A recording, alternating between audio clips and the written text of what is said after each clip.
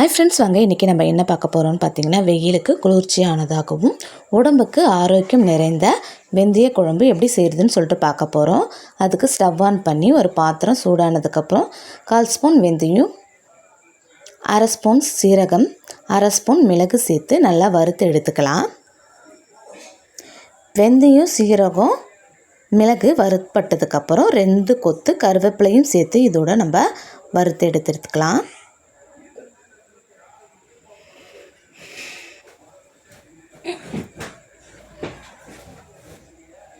இது எல்லாமே வறுபட்டதுக்கப்புறம் நம்ம ஒரு பிளேட்டில் கொட்டி தனியாக ஆற விடலாம். நீங்கள் இந்த குழம்புக்கு வெறும் வெந்தயத்தை கூட வறுத்து போடலாம். இதோட எல்லாமே சேர்த்து செஞ்சிங்கன்னா இன்னும் நல்லா குழம்பு நல்லா கமகமன்னு இருக்கும். இப்போ குழம்பு செய்ய ஆரம்பிச்சிடலாம் வாங்க. ஒரு பாத்திரம் வச்சு பாத்திரம் நல்லா சூடானதுக்கப்புறம் 3 டேபிள் ஸ்பூன் அளவுக்கு நல்லெண்ணெய் விட்டுக்கலாம். நல்லெண்ணெயில் செஞ்சிங்கன்னா குழம்பு இன்னும் நல்லா டேஸ்ட்டு கொடுக்கும். 1/4 ஸ்பூன் அளவுக்கு வெந்தயம், 1/4 ஸ்பூன் அளவுக்கு கடுகு, 1/4 ஸ்பூன் அளவுக்கு சீரகம் சேர்த்துக்கலாம். பொரிஞ்சு வந்ததுக்கப்புறம் நான் 10லேருந்து 15 பூண்டு பல் எடுத்து வச்சுருக்கேன். அதையும் இதோடு சேர்த்துக்கலாம்.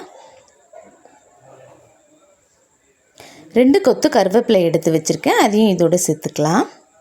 நான் ஒரு பெரிய வெங்காயம் கட் பண்ணி வச்சுருக்கேன். அதையும் இதோடு சேர்த்துக்கலாம். வெங்காயம் கண்ணாடி பாத்திரம் வந்ததுக்கப்புறம் நான் 15லேருந்து 20 சின்ன வெங்காயம் கட் பண்ணி வச்சுருக்கேன். அதையும் இதோடு சேர்த்துக்கலாம். என்கிட்ட சின்னதாக வெங்காயம் கிடச்சிச்சு, அதனால் நான் கட் பண்ணாத அப்படியே முழுசாகவே போட்டிருக்கேன். நம்ம குழம்புல எதுவுமே காய் சேர்க்க போகிறது இல்லையா, அதனால் இந்த வெங்காயம் நம்ம சாப்பிடும் போது வாயில் கடிப்படும் போது நல்லா சூப்பரான ஒரு டேஸ்ட்டு இருக்கும். அதனால் நான் முழு வெங்காயமாகவே போட்டிருக்கேன். உங்களுக்கு பெரிய சைஸில் சின்ன வெங்காயம் கிடச்சிச்சின்னா நீங்கள் ஒன்றும் பாதியமாக கட் பண்ணி இதோடு சேர்த்துக்கலாம். வெங்காயம் கண்ணாடி பதம் வரக்கூடாது, நல்ல கோல்டு கலரில் வரணும். அப்போ தான் இந்த குழம்புக்கு நல்ல சூப்பரான டேஸ்ட்டாக இருக்கும்.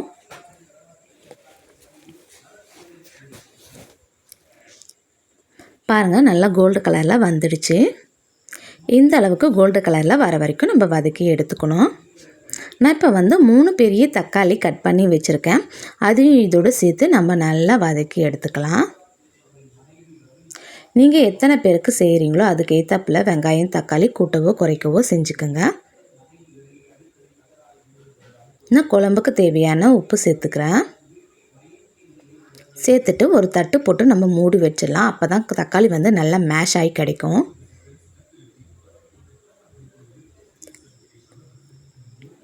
ஒரு 5 மினிட்ஸ் வேகட்டும். இப்போ ஒரு 5 மினிட்ஸ் ஆயிடுச்சு. தக்காளி எந்த அளவுக்கு மசிஞ்சிருக்குதுன்னு சொல்லிட்டு பார்க்கலாம் வாங்க. பாருங்கள், இப்போ 3/4 பதம் தக்காளி நல்லா வெந்துடுச்சு. இன்னும் நல்லா வேகிறதுக்கு நம்ம கிளறி விட்டுக்கலாம். நம்ம கரண்டி வச்சு கிளறும் போது அந்த தக்காளியிலேருந்து எல்லாமே ஜூஸ் எல்லாம் இறங்கி தக்காளி தோல் நல்லா சுருண்டு வரணும். திப்பி திப்பியாக தெரியக்கூடாது.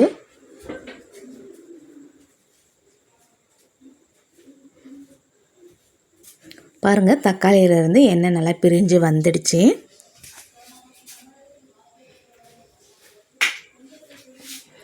இந்த அளவுக்கு வதங்கினா போதும். இப்போ நான் வீட்டில் அரைச்ச குழம்பு மிளகாய் தூள் 2 டேபிள் ஸ்பூன் அளவுக்கு சேர்த்துக்கிறேன். 1/4 ஸ்பூன் அளவுக்கு மஞ்சத்தூள். குழம்பு மிளகாய் தூள் சேர்த்திங்கன்னா குழம்பு நல்லா கெட்டிப்பட்டு குழம்பு நல்லா சுவையாக டேஸ்ட்டாக சூப்பராக இருக்கும். நீங்கள் குழம்பு மிளகாய் தூள் இல்லைன்னா வெறும் மிளகாய் தூளும் தனியாய் தூளும் சேர்த்துக்கலாம். உங்கள் காரத்துக்கேற்ப மிளகாய் தூள் கூட்டவோ குறைக்கவோ செஞ்சுக்கோங்க. இப்போ மிளகாய் தூளோடைய பச்சை வாசனை போகிற வரைக்கும் நம்ம கிளறி எடுத்துக்கலாம்.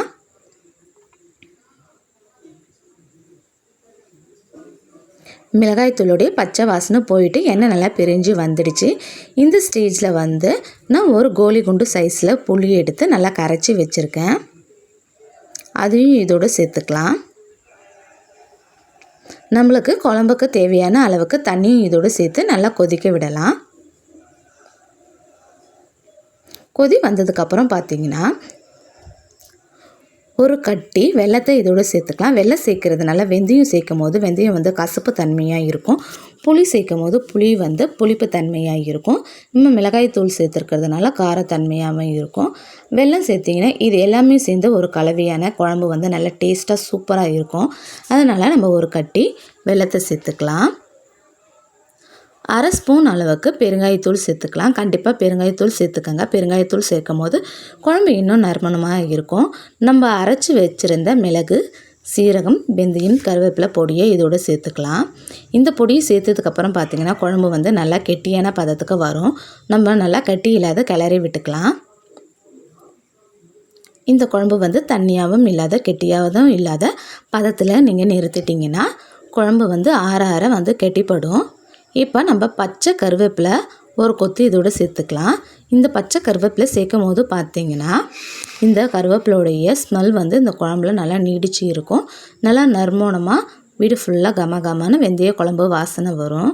பாருங்கள், கொஞ்சம் நான் தண்ணியாகவே தான் நிறுத்தினேன். இப்போ வந்து நல்லா கட்டிப்பட்டுடுச்சு. இன்னும் ஆற ஆற குழம்பு வந்து திக்காக கிடைக்கும். இப்போ சாதத்தில் ஊற்றி சாப்பிடும் போது பார்த்திங்கன்னா நல்லா சூப்பரான டேஸ்ட்டில் வெந்தய குழம்பு ரெடி ஆகிடுச்சு. இந்த மாதிரி செஞ்சு பாருங்கள். இந்த வீடியோ பிடிச்சிருக்குன்னு சொல்லிட்டு நம்புகிறேன். பிடிச்சிருந்தால் லைக் பண்ணுங்கள், ஷேர் பண்ணுங்கள், கமெண்ட் பண்ணுங்கள், சப்ஸ்கிரைப் பண்ணுங்கள்.